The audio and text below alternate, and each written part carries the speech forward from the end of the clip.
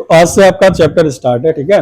Per day आना है, छुट्टी नहीं करना है। और ये रिकॉर्डिंग, ये वीडियो जो है, ये केवल उस टाइम के लिए जब आप कहीं घूमने जाते हो, कहीं शादी में जा रहे हो, कोई बीमार पड़ जाता है, कभी कुछ हो जाता है, तो आप जाके ऑनलाइन देख सकते हो, क्योंकि आप लोग तो आ ही रहे हो पढ़ने के लिए।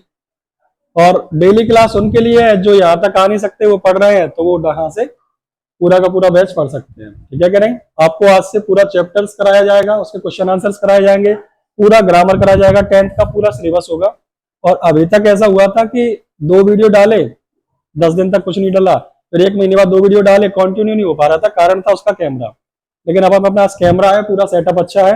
अब यहाँ से पर डे आपको डेली क्लासेस मिलेंगी। 10th क्लास का बैच रात को 8 बजे 1 वीडियो पर डे आया करेगा, और 12th का 9 बजे पे आया करेगा।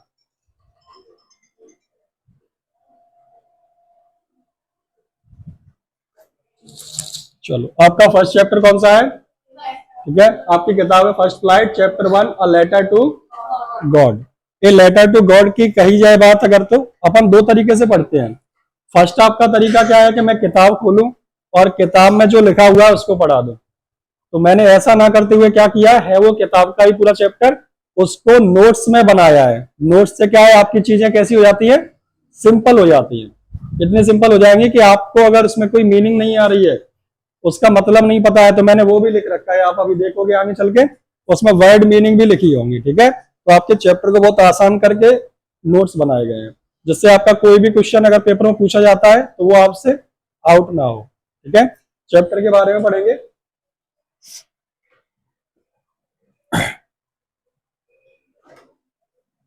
चैप्टर का नाम ए लेटर टू गॉड। जैसा कि आपको चैप्टर के नाम से पता चल रहा है कि इसमें एक पत्र लिखा गया होगा, किसके लिए? गॉड के लिए, ठीक है। अब ये वाली बात किताब में नहीं लिखी है, ये वाली लाइन ये मैंने अपनी तरफ से जोड़ी है, क्योंकि ये पूरी लाइन आपके पूरे चैप्टर को बयां करती है। लिखा हुआ है faith is like wifi. Faith का मतलब क्या होता है? भरोसा या विश्वास कह सकते हो। तो faith is like wifi, it is invisible. ये अदृश्य है। कैसी है?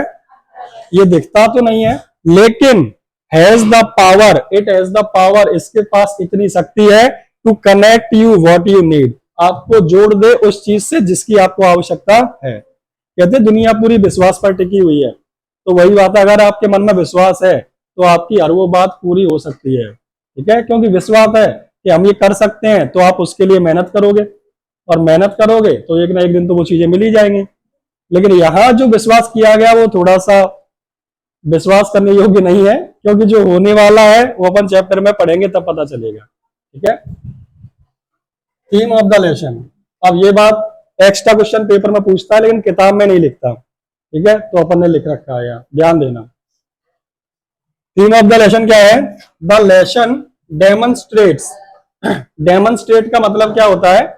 दिखाना, प्रदर्शित करना या बताना। लेसन क्या बताता है? 3 पॉइंट्स, यानी 3 बिंदुओं के ऊपर बात करता है। It demonstrate Lencho's stead fast confidence. इसमें एक कैरेक्टर है जिसका नाम क्या है?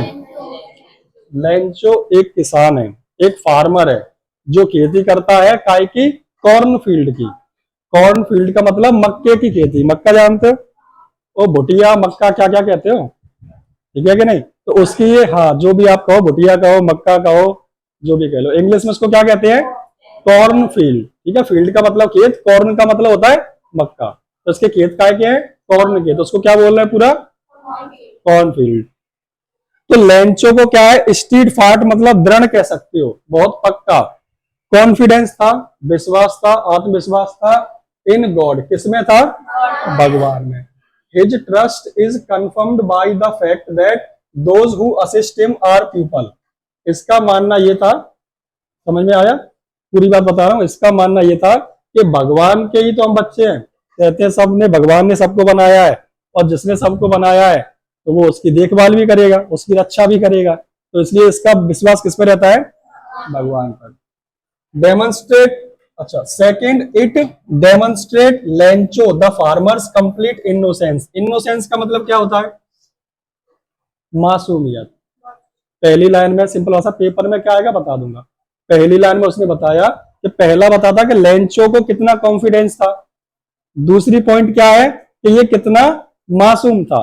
अब मासूम क्यों कह रहे हैं आप बताओ। कोई व्यक्ति हो और उसे लगे कि भगवान को पत्र लिख दो, तुम्हें कुछ पैसा चाहिए और तुम लिख दो कि सुनो भगवान यार मेरे पास साइकिल नहीं है, तुम भिजवा दो, नहीं तो मैं तुमसे रूठ जाऊंगा, जे लो लेटर। वो लेटर कहाँ जाएगा?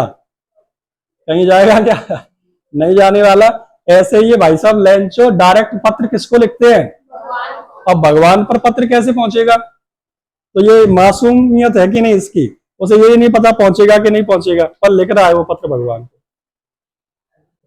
Thirdly the lesson illustrate that, illustrate का मतलब फिर से दर्शाना, वही even charity might go unnoticed. Charity का मतलब होता है बेटा दान पुण्य करना, चैरिटी मतलब माइट गो अननोटिस्ड।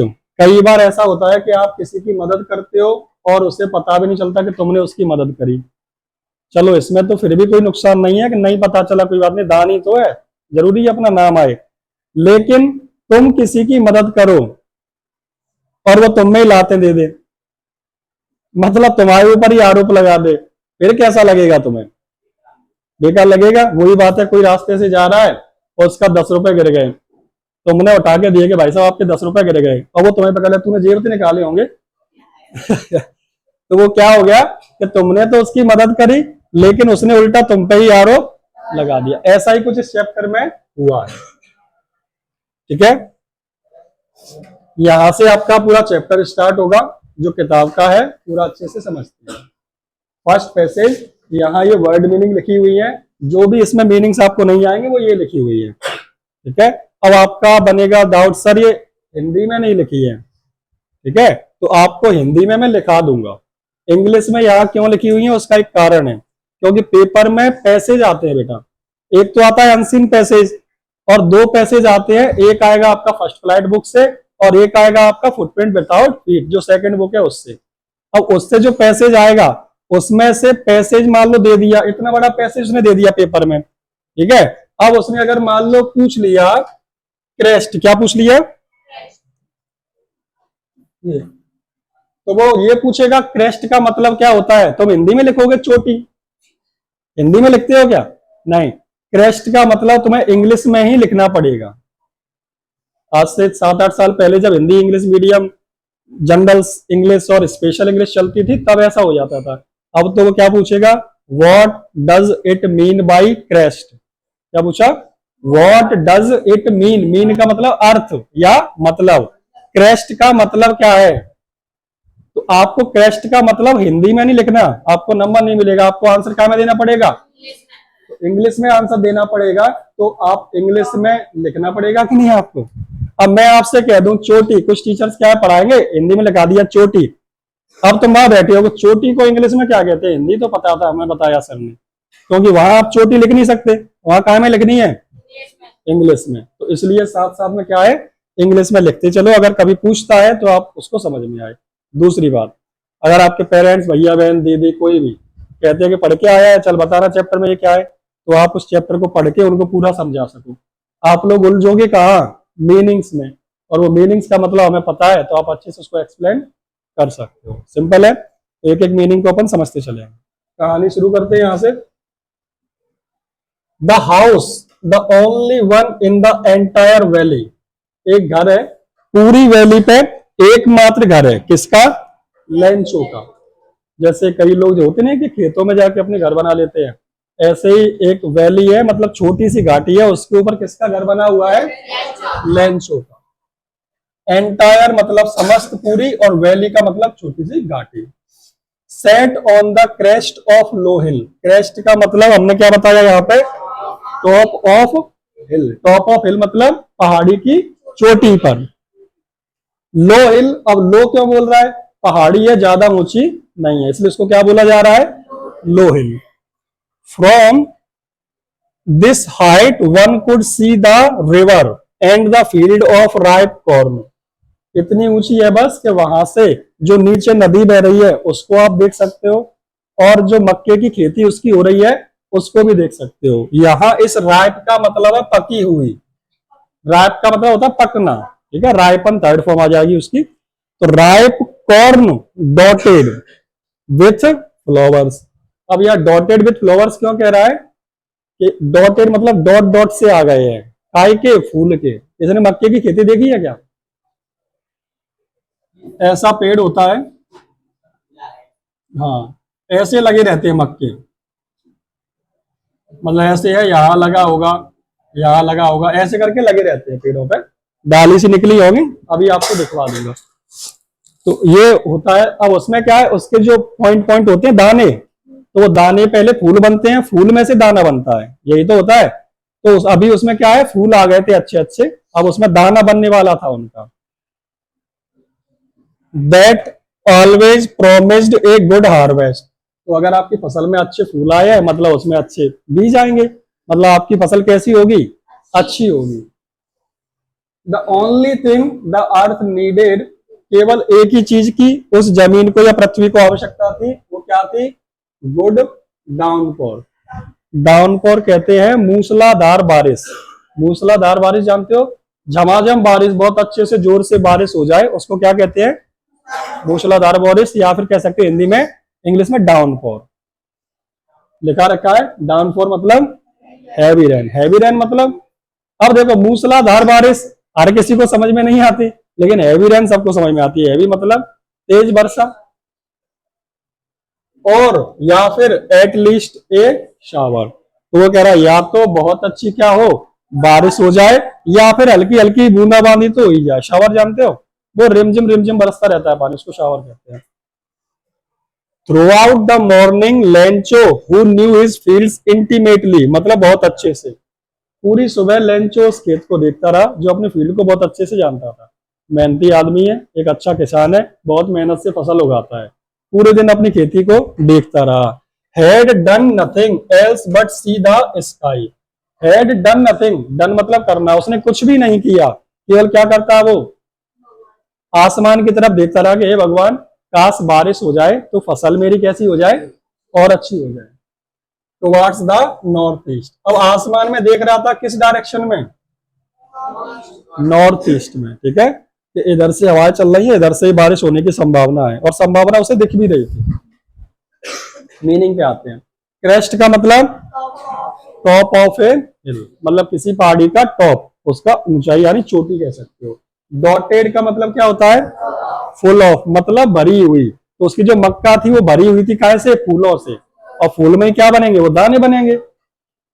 डाउनपोर का मतलब क्या होता है, हैवी रेन। इंटीमेटली का मतलब क्या होता है, क्लोजली, मतलब बहुत पास से, नजदीक से जानता था अपनी खेती को। जैसे मुझे छोड़ दो तुम, ठीक है कि नहीं, आप लोगों में से कुछ भी लोग नहीं जानते खेती बाड़ी के बारे में, तो अपन तो घास उग रही होगी उसको कह देंगे कि ये तो गेहूं लग रहा है, ये बथुआ है, और ये बाजरा है, क्योंकि हमें नहीं पता क्या है, होता है कि नहीं। जबकि जो खेती कर रहा है उसको पता है काय की फसल है, क्योंकि शुरुआत में पौधे से क्या पता चल रहा है, लेकिन जो खेती करता है उसे तो मालूम है ना किसकी फसल है, तो ऐसा हो जाता है। अब ये मान लो आपका उसका घर है, ये छोटी सी पहाड़ी है, इस पहाड़ी पे ये क्या बना हुआ है, उसका घर। हालांकि ये तो विदेशों वाला घर है, लेकिन उसका घर ढूंढने से मुझे मिला नहीं था, तो मैंने ऐसा छाप लिया। तो बस ऐसा समझो कि छोटी सी पहाड़ी है, यहाँ उसका घर है, अगल बगल में खेती है, और बगल से कोई पहाड़ी से नदियां निकल रही है, ठीक है।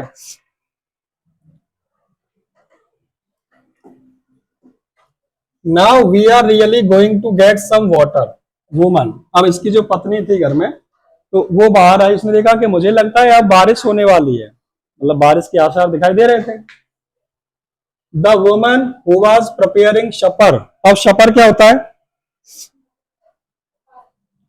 खाने में, हाँ, शाम को जो शाम होने वाली होती है हल्की सी अंधेरा होने को होता है, उससे पहले का टाइम वो क्या कहलाता है, शपर, ठीक है। तो सुबह से बेचारा देख रहा है ऊपर ही आसमान की तरफ, थोड़ा शाम हुई तो तब उसने देखा कि मुझे लगता है अब बारिश होने वाली है। रिप्लाइड यस गॉड विलिंग, तो उसने भी रिप्लाई किया कि हाँ गॉड विलिंग। विल का मतलब होता है इच्छा, कि हाँ भगवान भी यही चाह रहा है, बारिश तो होगी। The older boys were working in the field, उनका जो सबसे बड़ा लड़का था वो क्या कर रहा था, खेत में काम कर रहा था। while the smaller ones were playing near the house, और छोटे वाले थे वो क्या कर रहे थे, घर के बगल पास में खेल रहे थे। until the woman called to them all, जब तक खेला उन्होंने तब तक उस औरत ने बुला नहीं लिया कि आ जाओ खाने का टाइम हो गया है, come for dinner. It was during the meal that, meal का मतलब भोजन का समय था, that just as Lencho had predicted big drops of rain began to fall. खाना खाने ही वाले थे तो लेंचो को प्रिडिक्ट, प्रिडिक्ट मतलब भविष्यवाणी, आगे की बताना। तो लेंचो ने कहा हवा तो चल रही है, लग रहा है कि आज तो बड़ी बड़ी बूंदें गिरने वाली हैं। In the northeast, huge mountains of clouds could be seen approaching.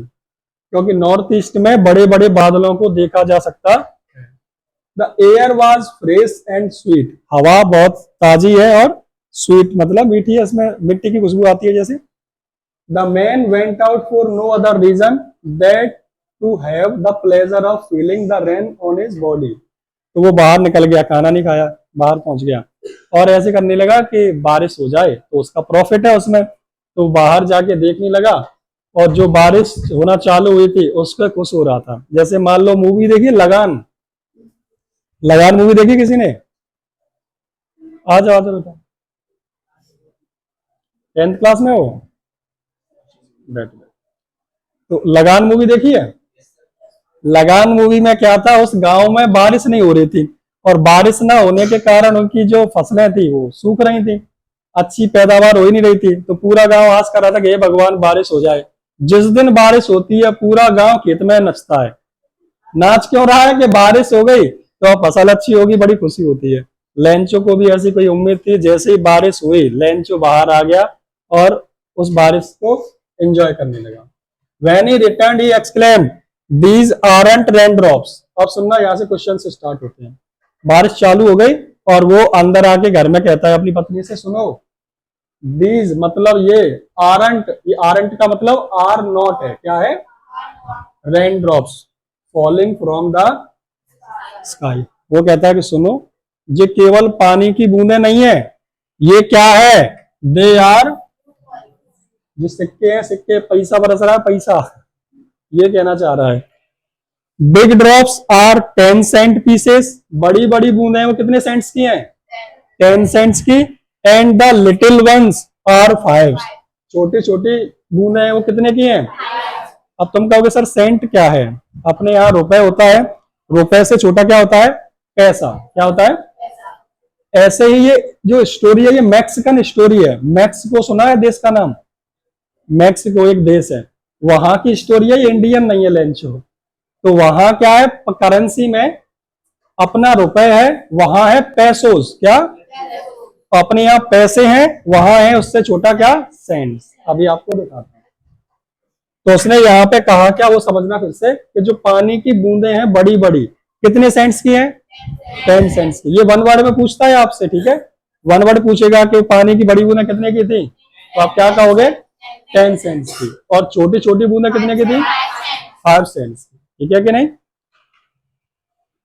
ये देखो, ये सेंट्स हैं, ये 1 सेंट्स है, ये 5 सेंट, ये 10 सेंट्स और 25 सेंट। जैसे अपने यहाँ पहले चलता था 10 पैसा, 50 पैसा, 25 पैसा, फिर 1 रुपया आया था।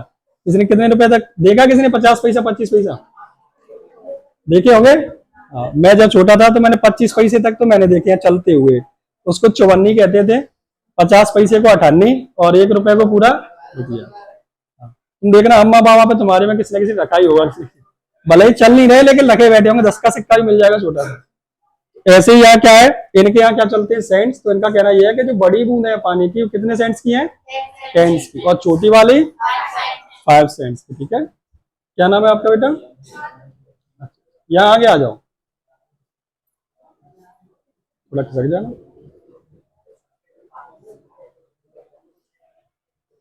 अभी चैप्टर फर्स्ट स्टार्ट किया है, फर्स्ट चैप्टर ये थोड़ा सा मैंने पढ़ाया है। ठीक है, एक बार फिर से समझ लेना। लेंचो नाम का एक फार्मर है, ठीक है, किसान है, उसकी खेती है मक्के की, और मक्के की खेती में वो चाहता है कि क्या हो जाए? बारिश हो जाए ताकि उसकी फसल अच्छी हो जाए। तो जैसी बारिश हुई वो खुश हो गया कि फसल मेरी अब अच्छी होगी। तो अपनी पत्नी से क्या कह रहा है कि ये बारिश की बूंदें नहीं है, क्या है ये? पैसा बरस रहा है, पैसा मतलब न्यू कॉइन्स, बड़ी बड़ी पानी की बूंदें कितने की हैं? 10 सेंट्स की। और छोटी पानी की बूंदें कितने की हैं? अब आपका क्वेश्चन बनेगा यहां से, बारिश की बूंदों को लेंचो ने ये क्यों कहा कि बारिश की बूंदें नहीं है, ये न्यू कॉइन्स हैं। पहला क्वेश्चन बनेगा, why does Lencho say these are not rain drops these are coins. Lencho क्यों कहता है कि ये पानी की बूंदें नहीं है, क्या है, कॉइन्स है। तो इसका जो हम आंसर बनाएंगे वो ये रहेगा कि लेंचो ने इसलिए ये कहा क्योंकि जब बारिश होगी तो उसकी फसल कैसी होगी, अच्छी होगी, और फसल अच्छी होगी उसको बेच के उसको क्या मिलेगा, कहीं ना कहीं पैसा ही तो बढ़ रहा है उसका। तो उसका कहने का मतलब क्या था कि पानी की बूंदें नहीं है, ये क्या है, पैसा है। अच्छा, बारिश होगी तो बारिश से फसल अच्छी होगी और फसल को बेच के क्या होगा, कहीं ना कहीं बात तो वही है। तो इसलिए इसने क्या कहा कि ये पानी की बूंदें नहीं है, क्या है, ठीक है। सेंस आपने देख लिए, ठीक।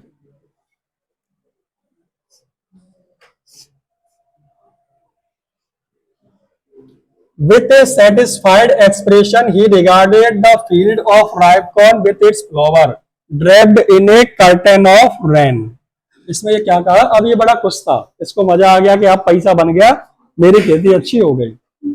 तो क्या करता है, फील्ड ऑफ राइप कॉर्न, वो राइप कॉर्न पकी हुई जो खेती थी उसकी तरफ देखता है और कहता है draped in curtain of rain, मतलब चारों तरफ से घिर गई है, उसके ऊपर पर्दा सा बन गया है, किस चीज का, बारिश का। जैसे पेड़ों पे बारिश होती है तो वो एक मतलब उस टाइप की बन जाती है, पेड़ों में बनी रह जाती है, तो ऐसा उसे लग रहा था। लेकिन कहते हैं खुशी ज्यादा देर तक टिकती नहीं है, क्या हुआ फिर, suddenly a strong wind began to blow, तेज हवा चलने लगी, and along with the rain very large hailstone began to fall, पानी के साथ साथ बड़े बड़े ओले गिरने लगे। हेलस्टोन का मतलब क्या होता है, ओले, बड़े बड़े ओले गिरने लगे।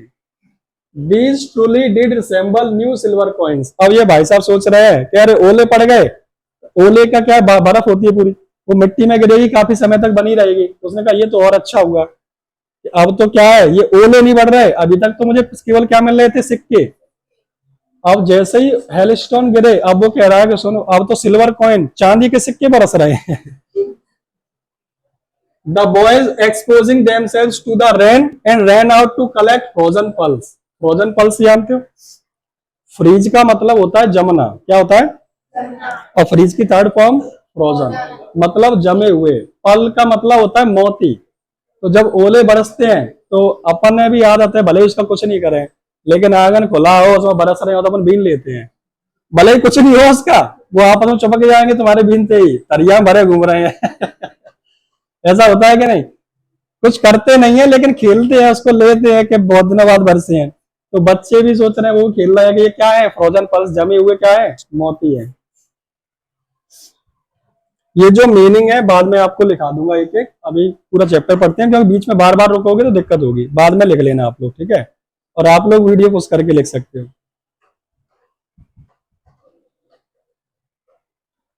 अब ये देखो, ये बारिश हो रही थी ऐसी, नॉर्मल बारिश है, इससे तो वो खुश हो रहे थे, लेकिन ये बारिश ने काय का रूप ले लिया, अब ये ओले पड़ रहे हैं, ओले डले हुए हैं। अब हुआ क्या, लेंचो को उम्मीद ये थी कि बस 2-4 मिनट बरसेंगे, अपनी फसल अच्छी है और ठंडक आ जाएगी जमीन को, फसल और अच्छी होगी, लेकिन ऐसा हुआ नहीं। इतने ओले पड़े कि मैंने तुम्हें बताया था अभी, लेंचो की क्रॉप कैसी है, ऐसी है, इसी में तो लगे हुए हैं। और जब ओले इसमें पड़ेंगे तो ये गिरेगा क्या नहीं। 1 घंटे लगातार ओले पड़े, इतने भयंकर पड़े कि इसकी पूरी फसल ऐसे बिछ गई जैसे थी नहीं। जो ये खुश हो रहा था तुरंत down.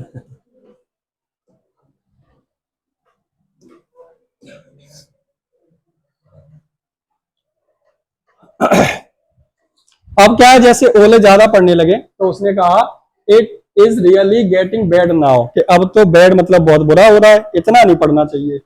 Exclaimed the man I hope it passes quickly, और कहता है आई होप, होप का मतलब उम्मीद करना, आशा करना, कि मैं आशा करता हूं ये जल्द ही पासेस मतलब गुजर जाएंगे या फिर ओले बंद हो जाएंगे। It did not pass quickly, लेकिन वो जल्दी गुजरे नहीं, बरसते रहे।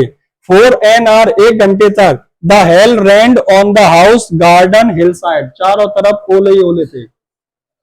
The cornfield on the whole valley, the field was white as if the covered with salt. ध्यान देना, whole valley पूरी घाटी, the field was white as if covered with salt. पूरी घाटी काय से कवर हो गई? क्या वास्तव में साल्ट का मतलब तो जानते हो आप? नमक होता है। तो तुम बताओ क्या नमक बरस रहा है? तो फिर ये क्यों कह रहा है तो पूरी घाटी काय से कवर हो गई, मतलब ढक गई पूरी काय से? नमक से। तो नमक कहां से बीच में आ गया? तो ये क्या कहना चाह रहा है समझना उसको। ओले कैसे होते हैं? नमक कैसा होता है? वाइट। अब क्या है, अगर अच्छा हो तो वो ओले हैं, अगर उन्होंने सब बर्बाद कर दिया तो कहते हैं जले पे नमक छिड़कना। समझ में आई बात? जले पे नमक छिड़कना। तो ये क्या है, नमक तो घाव देता है ना, तुम अपनी बॉडी पे रख लो, ज्यादा रख लो, देर तक रखे रहोगे तो वो तुम्हें गला देगा आपकी बॉडी स्किन को। तो नमक क्या देता है? घाव देता है। तो इस ओले ने भी उसको क्या दिया है? घाव दिया है, जिससे वो उम्मीद कर रहा था बहुत अच्छी फसल होगी, वो जो थी वो भी नष्ट हो गई, अब किसी लायक नहीं इसकी फसल। तो ये इसको, इन ओलों को क्या कह रहा है? ये क्या है? नमक की चादर बिछ गई मेरे खेतों पर। ठीक है,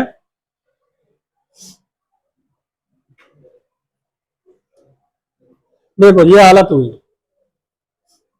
मतलब ओले बरसे हैं बुरी तरीके से, पूरी फसल तबाह हुई है, टूट टूट के गिरी है। ठीक है,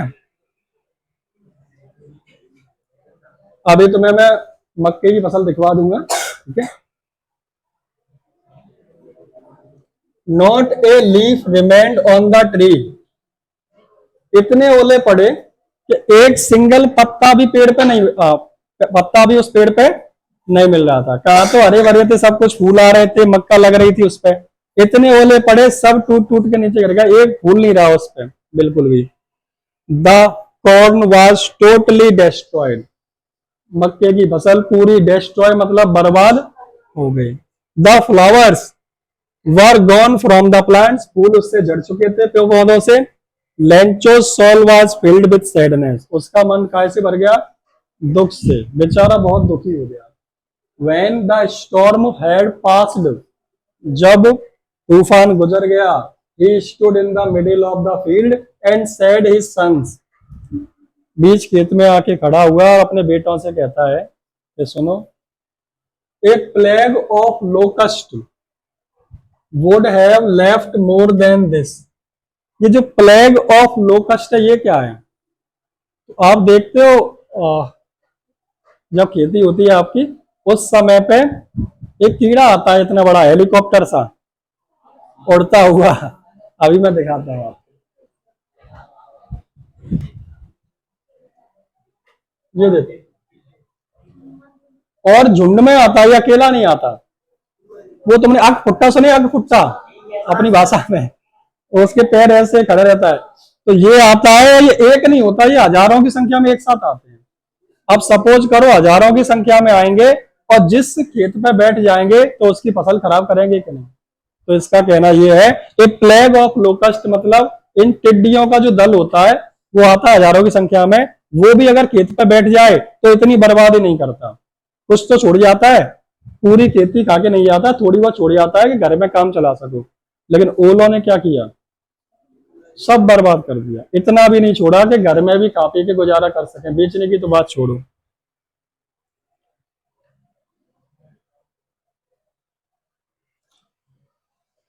पूरे में 2 लाइन बची थी, यही लिखा था उसने। ठीक है, बता दिया मैंने। But in the hearts of all who lived in that solitary house in the middle of the valley there was a single hope. अब क्या है, ये बैठा है, वो पीछे 2 लाइन रह गई थी, आगे स्किप हो गया, बता रहा हूं क्या है, बर्बाद हो गया। लेंचो बहुत ज्यादा दुखी है। लेंचो के पास कमाने का सिर्फ एक ही जरिया है, वो क्या था? उसकी खेती। लेंचो बिल्कुल बैल के समान था। बैल के समान अभी आगे क्यों बोल रहा है उससे? क्योंकि उसे नहीं पता क्या है, वो बस पूरी ईमानदारी से मेहनत करता है और उसे दुनियादारी से कोई मतलब नहीं है। जो उसकी खेती होती है उसी से वो कमा के अपने घर का गुजारा चलाता है। उस दिन वो भी बर्बाद हो गया। अब इसको कोई उम्मीद नहीं है कि कहां से मेरे घर का गुजारा चलेगा। रात को बैठे हैं पत्नी, लेंचो, उसके बच्चे, और इनकी बस एक ही उम्मीद है कि अब तो, और उस घाटी पे अकेला ही घर है इनका, कोई और है भी नहीं जो इनकी मदद करने आए। अब इनकी केवल एक ही उम्मीद है, वो कौन है? भगवान। Help from don't be so upset even though this seems like a total loss. Lencho अपने पत्नी को, बच्चों को आश्वासन दे रहा है, मतलब थोड़ा सा मोटिवेट कर रहा है कि कोई बात ना ने, लग तो रहा है पूरा लॉस है पर टेंशन मत लो, भगवान सब ठीक करेगा। Remember no one dies of hunger, ये याद रखो भूख से कोई नहीं मरता, इतना तो भगवान उसके लिए जुगाड़ कर देता है। सॉलिटरी का मतलब क्या होगा, बिल्कुल अकेला, ठीक है।